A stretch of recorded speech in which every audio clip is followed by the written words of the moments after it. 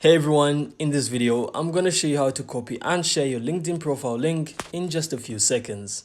So first, simply open the LinkedIn app on your phone or go to the LinkedIn site on your browser. And once you're here, you can then go to your profile. So if you're on mobile, you simply have to tap on the three dots that are going to be next to your profile picture. From here, you can then tap copy link to profile. Then simply share the link to anyone you want or add it to your bio. But if you're on PC, simply click me, then view profile. Then next, copy the URL from the address bar or click more. Then choose copy link.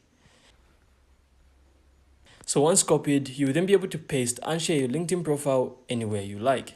And it's really that easy. So that's how to copy and share your LinkedIn profile in just a few seconds. So I really hope you found this insightful, and if you did, then make sure to leave a like and of course subscribe. Then we'll see you on the next one.